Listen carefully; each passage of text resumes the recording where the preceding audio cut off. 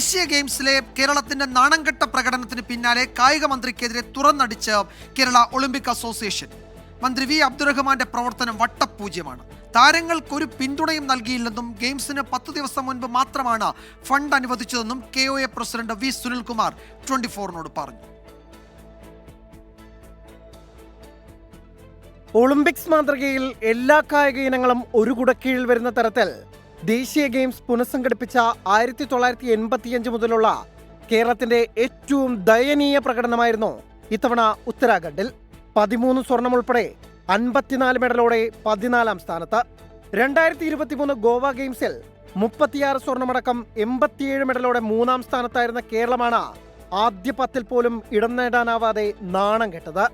കേരളത്തിന്റെ ഈ പതനത്തിന് കാരണം കായിക മന്ത്രി വി അബ്ദുറഹ്മാനും സ്പോർട്സ് കൗൺസിലും എന്ന Kerala Olympic association president V Sunilkumar 24നോട്. കായിക മേഖലയിൽ നാഷണൽ ഗെയിംസിൽ ഏറ്റവും മോശപ്പെട്ട പ്രകടനമാണ് നമുക്ക് കാഴ്ചവെക്കേണ്ടി വന്നത്. തീർച്ചയായിട്ടും അതിൻ്റെ ഉത്തരവാദികൾ കേരളത്തിൻ്റെ സ്പോർട്സ് മന്ത്രിയും സ്പോർട്സ് കൈകാര്യം ചെയ്യുന്ന സ്പോർട്സ് കൗൺസിലുമാണ്. ഏറ്റവും മോശപ്പെട്ട പ്രകടനം വേണമെങ്കിൽ പറയാം സിഗറോ പ്രകടനമാണ്.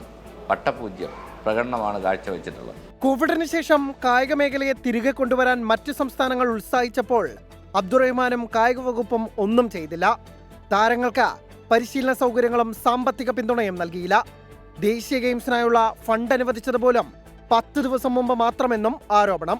ഒരു എക്യുപ്മെന്റ്സ് വാങ്ങിക്കൊടുക്കാതെ, സമയത്ത് ഭക്ഷണം കൊടുക്കാതെ, അവരെ യാതൊരു രീതിയിൽ അവരൊരു കൺസിഡറേഷൻ കിട്ടാത്ത രീതിയിലാണ് അവർ ഹോസ്റ്റലുകളിൽ താമസിക്കുന്നത്. കായിക സംഘടനകളെ സഹായിക്കുകയും അവരെ പ്രോത്സാഹിപ്പിക്കുകയും ചെയ്യേണ്ടതാണ് സ്പോർട്സ് കൗൺസിലിന്റെ ജോലി, മന്ത്രിയുടെ ജോലി.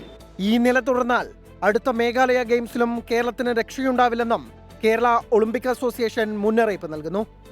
Anil Vasudev, sports desk, 24.